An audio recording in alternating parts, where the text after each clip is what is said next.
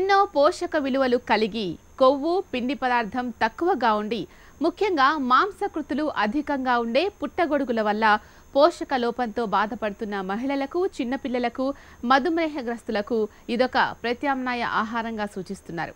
ఈ మధ్య కాలంలో పుట్టగొడుగులలో ఉండే పోషక విలువలు ఉపయోగాల గురించి అందరిలో అవగాహన పెరుగుతోంది.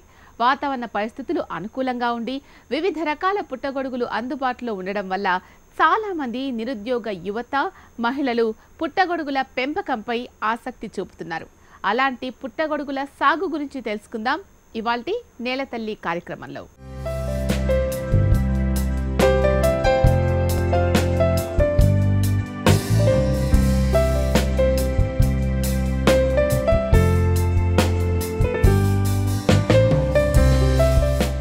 ఇటీవలి కాలంలో పుట్టగొడుగుల సాగు చాలా ప్రాముఖ్యతను సంతరించుకుంది. ఇతర పండ్లు కూరగాయలతో పోలిస్తే పుట్టగొడుగుల సాగు చాలా భిన్నమైంది. ఒక రకంగా వీటి సాగుని ఫంగస్ సాగుగా అభివర్ణించవచ్చు. ఎందుకంటే వీటిని ఫంగస్ వినియోగించే తయారు చేస్తారు కాబట్టి.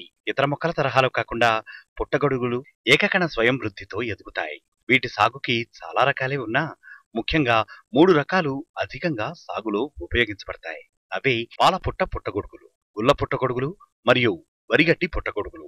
ఇలా రకాలు ఎన్ని ఉన్నా వీటి రుచి వినియోగాలు మటుకు అపూర్వమని చెప్పాలి. వీటిని పండించడం చాలా తేలిక కాగా చాలా తక్కువ ఖర్చుతో ఎక్కువ లాభాలను సాధించవచ్చు.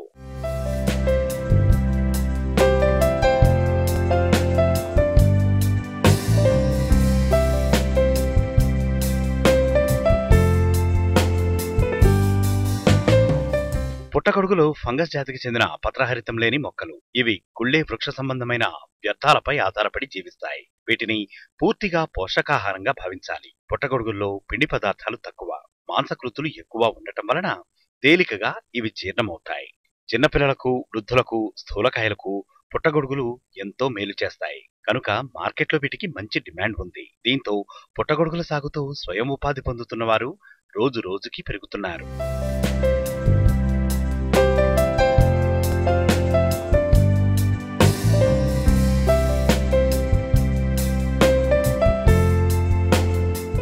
పుట్టగొడుగుల సాగును 2 రకాలుగా విభజించడం జరిగింది.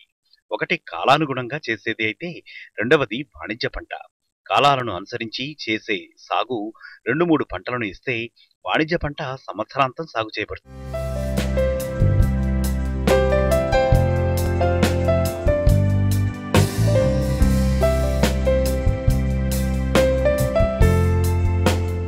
పుట్టగొడుగుల పంట అనేది చాలా తేలికైంది. ఇతర వాణిజ్య పరిశ్రమలతో పాటు ఇంట్లో కూడా దీనిని సాగు చేసుకోవచ్చు. పుట్టగొడుగుల గుడ్లు శాస్త్రీయంగా సృష్టించడం జరుగుతుంది కాబట్టి రైతులు వ్యక్తిగతంగా తయారు చేసుకోవడం కుదరదు. మంచి నాణ్యమైన ఈ గుడ్లను బయట వివిధ సంస్థలు అమ్ముతూ ఉంటాయి. కావలసిన రకాలను ఎన్నుకుని సాగు చేసుకోవచ్చు.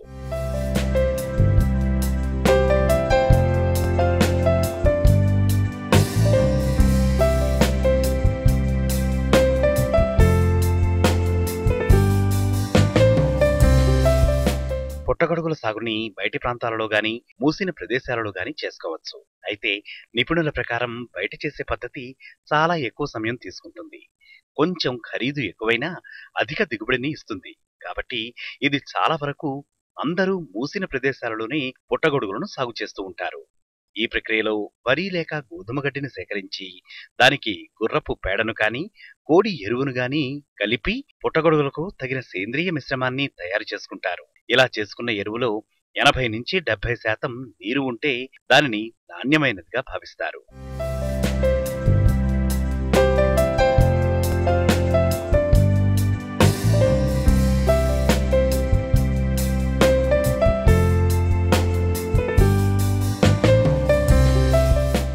ఈ విధంగా సేకరించిన ఎరువులో సూక్ష్మజీవాల ఉనికి ఉండే అవకాశం ఉంది కాబట్టి ఆ ఎరువును 80-90 డిగ్రీల ఉష్ణోగ్రత మధ్య వేడి చేయడం జరుగుతుంది.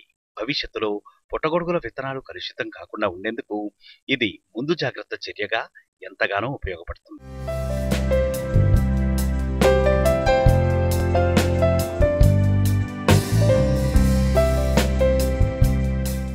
తయారు చేసుకున్న ఎరువును పాలిథీన్ కవర్లలో పొరలు పొరలుగా కలుపుకుంటూ ప్రతి ఒక్క పొరకు పుట్టగొడుగుల గుడ్లను చేర్చుకుంటూ పోవాలి. ఆ తర్వాత కవర్ల మూతిని గాలిపోకుండా గట్టిగా బిగించి కట్టుకోవాలి. అలా చేసుకున్న కవర్లను 3-4 వారాల పాటు సాధారణ ఉష్ణోగ్రత మధ్య గదిలో ఉంచుకోవాలి. ఈ సమయంలో కవర్లలోని పుట్టగొడుగుల గుడ్లు తెలుపు రంగులోకి వస్తాయి. అయితే ఈ సమయంలో కవర్లలోని గుడ్లు కలుషితమయ్యే సూచనలు ఉన్నందున వాటిని తరచూ పరిశీలించడం తప్పనిసరి. ఈ క్రమంలో ఏవైనా క్రిములు సోకినట్లు వస్తే వెంటనే వాటిని తీసివేయాలి. లేదంటే ఇతర గుడ్లకు కూడా వ్యాపించే ప్రమాదం ఉంది.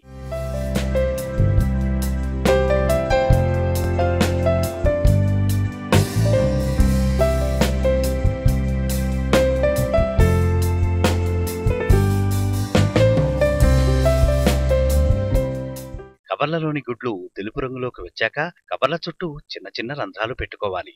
తద్వారా గాలిలోనికి వెళ్లి పుట్టగొడుగులు బయటికి ఎదిగే వీలుంటుంది. ఇలా చేసుకున్న కవర్లను వేరే గదిలో మార్చి పెట్టుకోవాలి. దాదాపు వారం వ్యవధిలో పుట్టగొడుగులు ఎదగడం ప్రారంభిస్తాయి. వారం వ్యవధి చొప్పున నెలకు 2-3 సార్లు కోతను ముగించుకోవచ్చు. ఎంచుకున్న రకాన్ని బట్టి మొత్తం మీద సాగుబడి పూర్తయ్యేసరికి 25-30 కిలోల దిగుబడి వరకు వచ్చే అవకాశం ఉంది.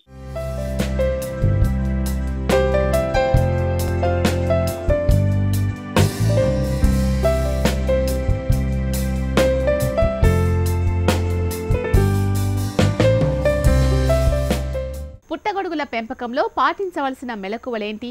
నిల్వ, ప్యాకింగ్ మరియు మార్కెటింగ్ పద్ధతులు ఇప్పుడు చూద్దాం.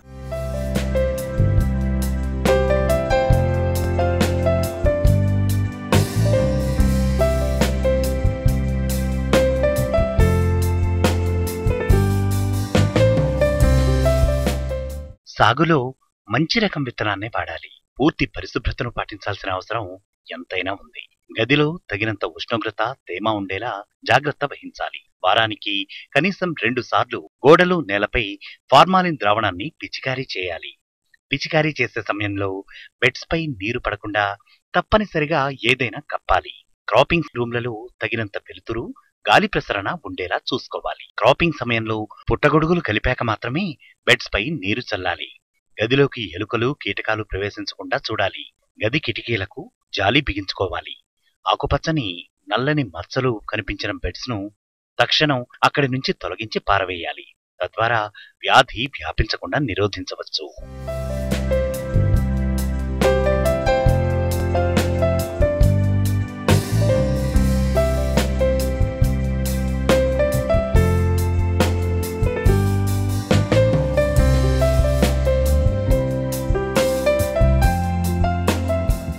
పుట్టగొడుగులు నిల్వ, ప్యాకింగ్ మరియు మార్కెటింగ్ విషయానికొస్తే తాజా పుట్టగొడుగులు 24 గంటల కన్నా ఎక్కువ నిల్వ ఉండవు.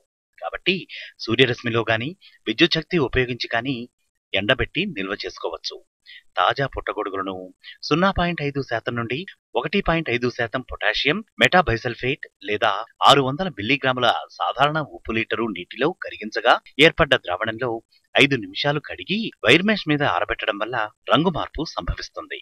ఇలా కడగబెట్టిన వాటిని డబ్బాలో ప్యాక్ చేసుకోవాలి. నిల్వ ఉంచినప్పుడు సిలికాజిల్ ఒక చిన్న ప్యాక్ ను డబ్బాలో వేసినట్లయితే పుట్టగొడుగులు మెత్తబడకుండా ఉంటాయి. ఎండిన పుట్టగొడుగులు 6 నెలల వరకు నిల్వ ఉంటాయి.